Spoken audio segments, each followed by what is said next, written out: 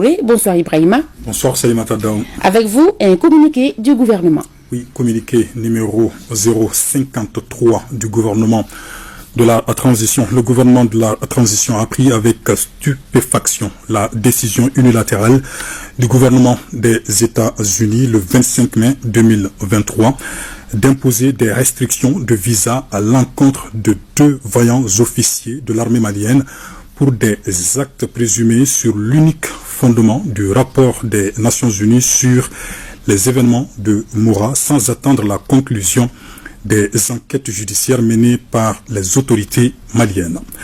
Dans son communiqué numéro 052 du 13 mai 2023, le gouvernement de la transition a contesté le rapport biaisé tant sur l'approche que son contenu et a décidé d'ouvrir une enquête judiciaire contre la mission d'établissement des faits pour actes criminels. Au-delà de la mesure elle-même sans fondement et injuste, le message que le gouvernement des États-Unis d'Amérique véhicule ainsi que la forme publique de son annonce porte atteinte à la présomption d'innocence des intéressés et jette le discrédit sur l'ensemble de l'institution militaire. Cette situation s'ajoute à celle créée quelques jours auparavant, le 22 mai 2023, par l'accusation formulée par le porte-parole du département d'État américain lors d'un point de presse et relative à un prétendu rôle que le Mali aurait joué pour faciliter la fourniture d'armes dans le cadre d'une crise pour laquelle le Mali a observé la stricte neutralité lorsque les aspects substantiels étaient examinés. En réaction à cette accusation du département d'État, le 25 mai 2023, quelques heures avant l'annonce des sanctions contre les 2 officiers maliens, dans une démarche constructive, le ministre des Affaires étrangères et de la coopération internationale du Mali a convié l'ambassadrice des États-Unis d'Amérique au Mali pour lui signifier, entre autres, l'extrême gravité des fausses accusations portées contre la République du Mali. En plus de la nature infondée des allégations, le gouvernement de la transition dénonce leur légèreté confirmée par le porte-parole du département d'État américain.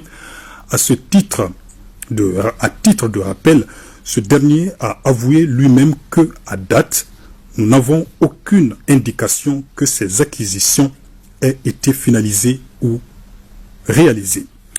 À travers cette attitude des États-Unis d'Amérique, précédée de leur refus de livrer en 2021 un avion de l'armée de l'air malienne, le CASA, le gouvernement de la transition est contrarié par ces actions qui impactent négativement la coopération bilatérale à un moment où le Mali lutte obstinément contre la junte française, promotrice du terrorisme dans le Sahel. Saisissant cette occasion, le gouvernement du Mali rejette avec force l'instrumentalisation et la politisation des droits de l'homme pour des visées géopolitiques et dénonce la politique des 2 poids, 2 mesures. À ce sujet, le gouvernement de la transition rappelle au gouvernement des États-Unis d'Amérique son silence troublant suite au bombardement par la France le 3 janvier 2021 de paisibles citoyens maliens qui célébraient un mariage à Bouti malgré la responsabilité de la France ait été établie, malgré que la responsabilité de la France ait été établie par la MINUSMA. Face à la complexité de la crise sécuritaire au Mali et dans la région, les mesures unilatérales inconsidérées sont contre-productives, voire dangereuses et ne feront que renforcer les groupes terroristes et les forces obscurantistes qui se sont renforcées depuis l'intervention militaire en Libye et contre lesquelles se battent nos vaillantes femmes. Le gouvernement de la transition lance un appel au gouvernement des États-Unis d'Amérique pour l'arrêt de la campagne de désinformation contre le Mali et l'invite à respecter les 3 principes définis par son Excellence le colonel Assimi Goïta, le président de la transition, chef de l'État, et qui guide l'action publique au Mali, à savoir 1. Le respect de la souveraineté malienne, 2. Le respect des choix stratégiques et des choix de partenaires opérés par le Mali 3. La prise en compte des intérêts du peuple malien dans toutes les décisions.